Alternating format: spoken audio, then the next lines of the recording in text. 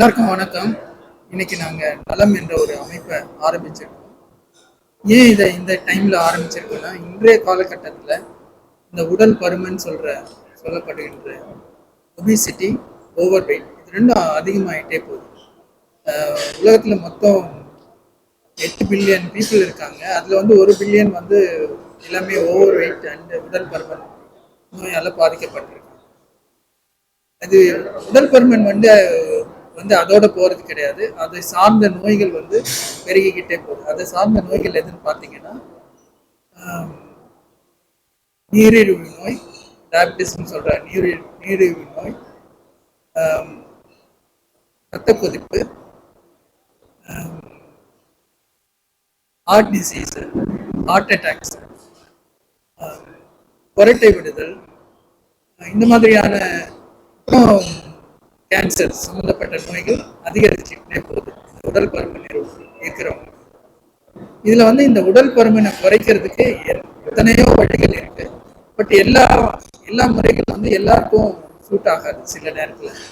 So அதை ஒருத்தருக்கும் தனித்தனியா என்னென்ன முறைகளான வைத்தியம் தேவைப்படுன்றதை கண்டுபிடிச்சி அவங்களுக்கு ஏற்ற மாதிரி வைத்தியத்தை முறைப்படுத்துறது தான் இந்த நலமோட நோக்கம்.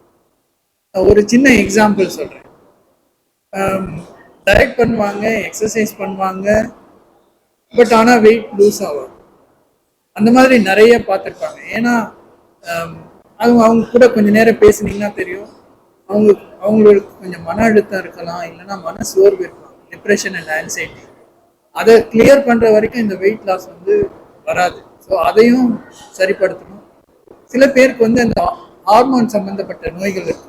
உங்களுக்கெல்லாம் தெரியும், தைராய்டு நோய் இருந்தால் உடல் பருமன் வரும். ஸோ அந்த தைராய்டு நோயை கண்டுபிடிச்சி தைராய்டு இருந்துச்சுன்னா அதை சரிப்படுத்தணும்.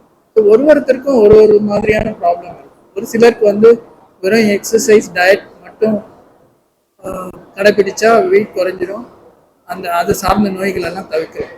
ஒரு சிலருக்கு வந்து மருந்து கொடுக்க வேண்டியிருக்கும். சில பேருக்கு மருந்து கொடுக்கணும். இப்போ பார்த்தீங்கன்னா சில மருந்துகள் வந்திருக்கு, உடனே வெயிட்டை குறைக்கிற மாதிரி மருந்துகள் இப்போ வந்திருக்கு. பட் அந்த மருந்து வந்து எல்லாருக்கும் கொடுக்க முடியாது. ரெண்டாவது வந்து அவங்க முறையா உடற்பயிற்சியும் உணவு கட்டுப்பாடும் கடைபிடிச்சு அதுல சரியாகலைன்னா தான் அந்த மருந்து கொடுக்க முடியும். அதை டிசைட் பண்றது இந்த நலம் வந்து உங்களுக்கு சொல்லும். இன்னொன்று, இதையும் ஃபாலோ பண்ணி வெயிட் குறையலன்னா இந்த பேரியாட்ரிக் சர்ஜரின்னு சொல்லுவாங்க, அதை பண்ணலாம். ஸோ யாருக்கு எது தேவைன்றத முடிவு பண்றதுக்கு தான் எல்லாம் ஒரு குழுவே சேர்ந்து முறைப்படுத்துறது தான் இந்த நலமுறை.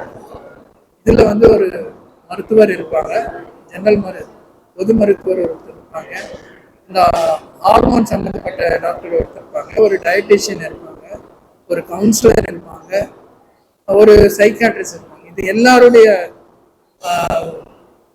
இதுவும் வந்து உங்களுக்கு கன்சல்டேஷனும் இதுக்குள்ள வரும். அதனாலதான் இதை வந்து ஒரு யூனிக்கா நாங்கள் பார்க்குறோம் இந்த நலம் என்ற